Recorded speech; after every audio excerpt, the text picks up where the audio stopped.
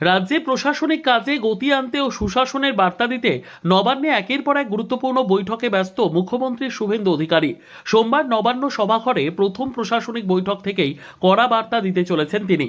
প্রশাসনের সর্বস্তরের আধিকারিকদের সঙ্গে সমন্বয় ও আইন শৃঙ্খলা পরিস্থিতি নিয়ে বিস্তারিত আলোচনা হওয়ার সম্ভাবনা রয়েছে। সূত্রের খবর, দুপুর 12:30 নাগাদ নবান্ন সভাঘরে মুখ্য সচিব, স্বরাষ্ট্র সচিব সহ বিভিন্ন দপ্তরের সচিবদের নিয়ে উচ্চ পর্যায়ের বৈঠকে বসবেন মুখ্যমন্ত্রী। প্রশাসনিক স্বচ্ছতা, উন্নয়নমূলক প্রকল্পের গতিবৃদ্ধি এবং জনমুখী পরিষেবা নিয়ে সেখানে বিশেষ গুরুত্ব দেওয়া হতে পারে। এরপর দুপুর 1:30টায় শাসক দলের বিধায়কদের সঙ্গে বৈঠক করার কথা রয়েছে মুখ্যমন্ত্রীর। বিকেল 3টেই জেলা শাসকদের সঙ্গে বৈঠকে জেলার প্রশাসনিক কাজের অগ্রগতি খতিয়ে দেখতে পারেন মুখ্যমন্ত্রী। সরকারি প্রকল্পের বাস্তবায়ন, দুর্নীতি রোধ এবং সাধারণ মানুষের সমস্যা দ্রুত সমাধানের ওপর জোর দেওয়া হতে পারে।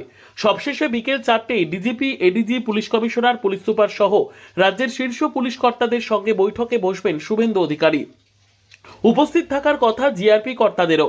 আইন শৃঙ্খলা পরিস্থিতি, অপরাধ দমন, সীমান্ত, রেল নিরাপত্তা সহ একাধিক গুরুত্বপূর্ণ বিষয় নিয়ে সেখানে আলোচনা হওয়ার সম্ভাবনা রয়েছে। নবান্নে মুখ্যমন্ত্রীর এই ম্যারাথন বৈঠক ঘিরে প্রশাসনিক মহলে ইতিমধ্যেই তৎপরতা তুঙ্গে। নতুন সরকারের প্রশাসনিক রূপরেখা ও কাজের গতি কোন পথে এগোবে সেদিকেই এখন নজর রাজনৈতিক মহলের।